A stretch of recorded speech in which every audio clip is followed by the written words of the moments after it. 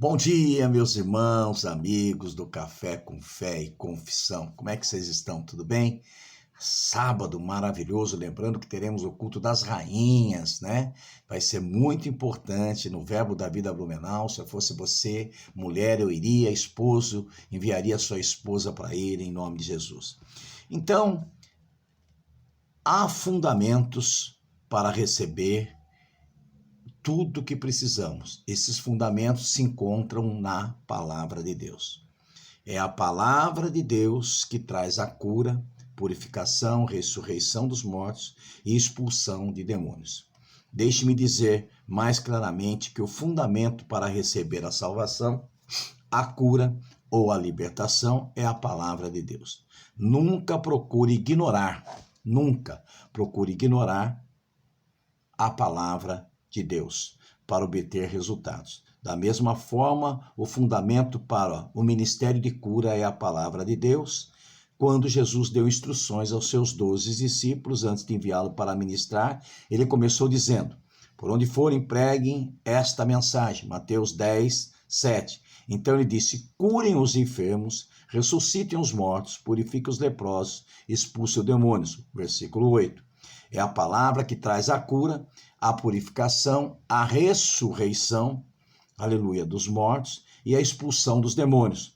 Tudo gira em torno da palavra de Deus. Antes de alguém tentar ministrar a cura, é fundamental que compreenda o que a palavra de Deus, a Bíblia, diz sobre este assunto.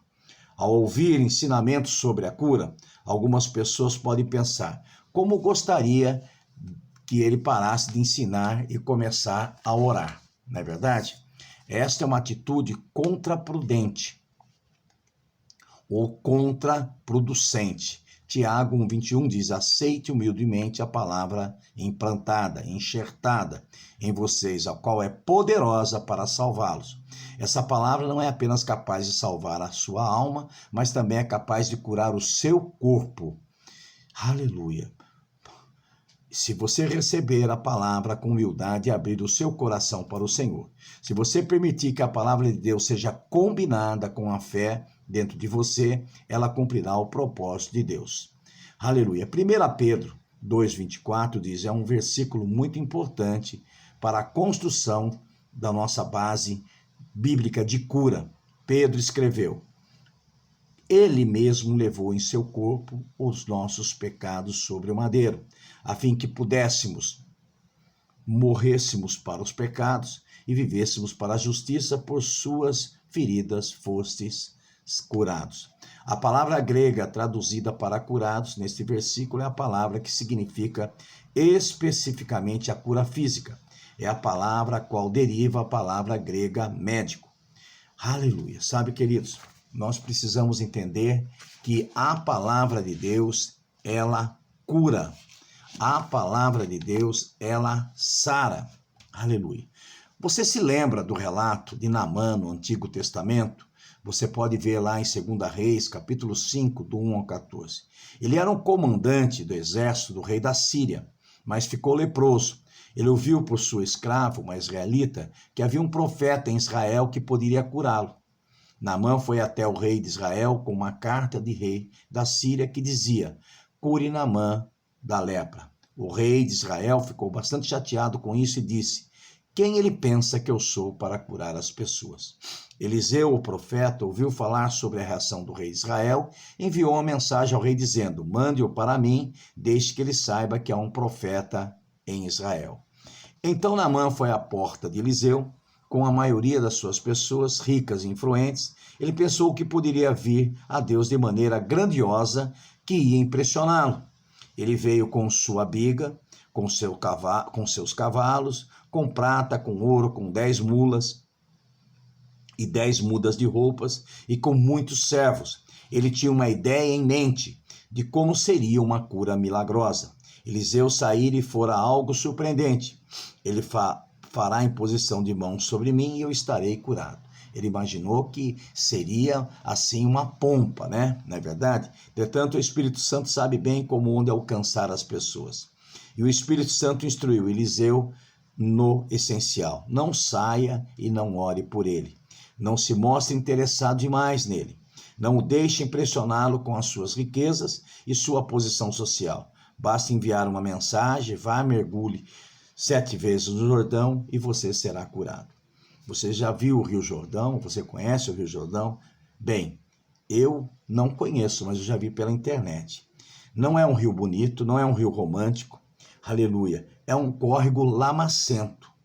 Quando o Rio Jordão está na sua época de chuva, ele tem um volume maior de água suja, inclusive. Sabe, queridos, Deus exige obediência e é sua e minha responsabilidade obedecer. Certamente é a responsabilidade de Deus fazer a parte dele da obra. Naamã olhou para o Rio Jordão e disse: esse rio, esse córrego lamacento? No meu país temos belos rios que fluem de montanhas, com águas puras e claras. Não são os rios de Damasco melhores do que todos Israel?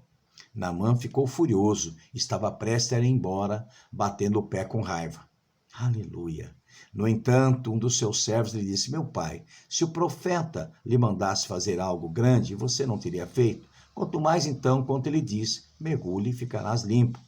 Felizmente, Naamã foi suficientemente sábio para entender a mensagem. Então ele se despiu.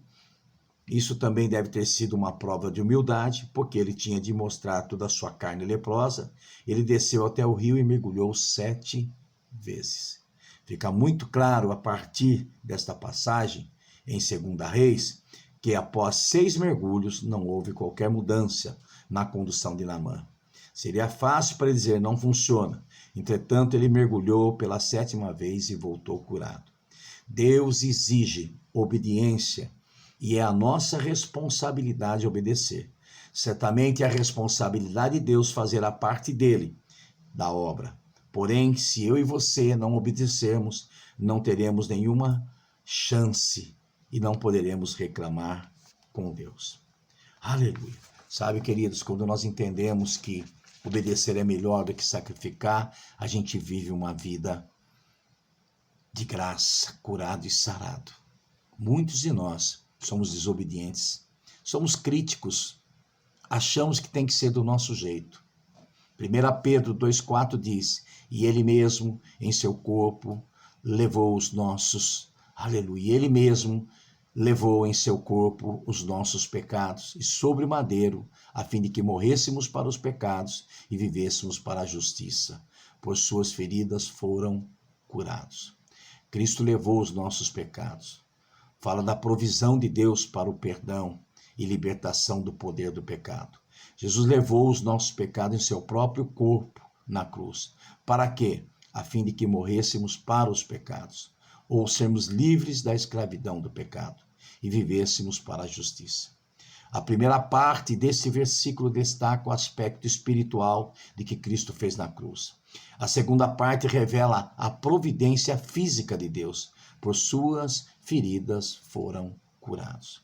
É um fato marcante. Quando a Bíblia fala sobre a cura, referindo-se à apropriação dos nossos pecados por Cristo na Bíblia, ela nunca usa o termo ou o tempo futuro. No livro de Isaías, escrito 700 anos antes de Cristo, Isaías 53, o verso 4 e 5, certamente ele tomou sobre si as nossas tristezas. A tradução correta é enfermidades, e sobre si levou as nossas doenças. A tradução correta é dores, e pelas suas feridas, ferimentos, fomos curados. Repare que o tempo futuro não é usado. Não é seremos curados, mas fomos curados. O hebraico, na verdade, diz que é difícil de traduzir, mas darei uma tradução que eu já li para você. Com suas feridas, ele nos curou. A tradução hebraica no pé da letra. Com suas feridas, ele curou a nós. A frase é o tempo passado. Que impressionante. Essas outras palavras, pelas suas feridas físicas, cura física nos foi dada. Jesus tomou o mal para que nós, aleluia, Jesus tomou o mal para que nós, em troca, pudéssemos receber o bem. É o Senhor que fez isso. E o Senhor fez cair sobre ele a iniquidade de todos nós. Isaías 53, 6. A rebelião e todas as suas consequências diabólicas vieram sobre Jesus quando ele foi crucificado. Sua alma foi transformada em pecado. Seu corpo foi transformado em enfermidade. Ele foi transformado em maldição. Ele morreu. Tudo isso ele fez para que nós, em troca, pudéssemos receber o bem correspondente. Em vez de pecado, Deus nos oferece a justiça. Em vez de enfermidade, Deus nos oferece saúde. Em vez da maldição, Deus oferece a bênção. Em vez da morte, Deus oferece a vida. Foi um ato de troca. Todo o mal creditado à raça humana rebelde veio sobre Jesus, o Filho de Deus sem pecado, para que todo o bem que foi devido a Jesus, por direito eterno, pudesse estar disponível para toda a raça humana. Esse é o significado da morte de Jesus na cruz. Meu irmão, minha irmã, você que está ouvindo esse café, eu quero dizer para você, ao aceitar Jesus como Salvador e Senhor, aceitamos a troca. Damos para Ele todos os nossos pecados e todas as nossas enfermidades. E Ele dá para nós toda a sua saúde e toda a sua bondade. Eu não sei você, talvez você é nascido de novo, é uma nova criatura, mas nunca parou para meditar sobre isso. Talvez você não valorize a morte de Jesus o suficiente.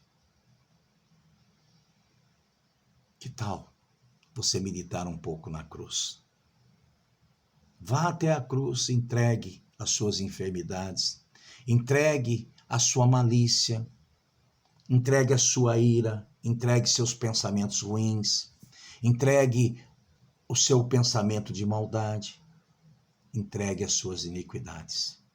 Se ajoelhe aonde você estiver e se renda ao Salvador e Senhor das nossas vidas, ao Messias enviado por Deus, o Cordeiro Santo, que ofereceu uma vida pura, limpa, cheia da graça para nós. E nós oferecemos para Ele uma vida imunda, pecaminosa.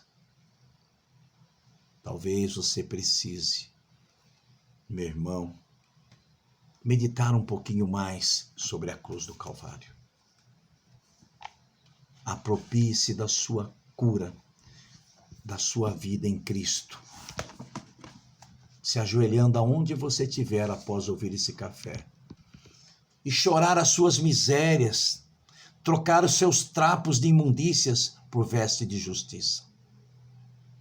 Abra o seu coração, reconheça o quanto você ainda precisa dessa mudança.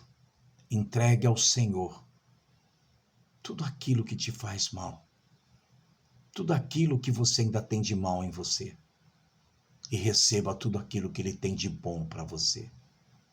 Eu creio nisso, meu irmão, minha irmã. Se arrependa enquanto é tempo. Pai, eu te dou graças, eu te louvo nessa noite. Eu abro meu coração para arrependimento. Coisas que ainda estou carregando, coisas que ainda estou vivendo, que não fazem parte mais da minha natureza. Eu me dispo dessas vestes de imundícias e me visto das vestes de justiças. Eu entrego ao Senhor as enfermidades que assolam o meu corpo ainda. Eu entrego ao Senhor pensamentos que me fazem cativos ainda à desobediência. E recebo do Senhor a cura. E recebo do Senhor o perdão. Sou lavado pelo sangue de Jesus nesse momento. E começo a viver em justiça, paz e alegria. Obrigado, Senhor, por me proporcionar saúde divina, santidade, em nome de Jesus. Um bom dia. Pastor Beto Fernandes que te ama. Amém.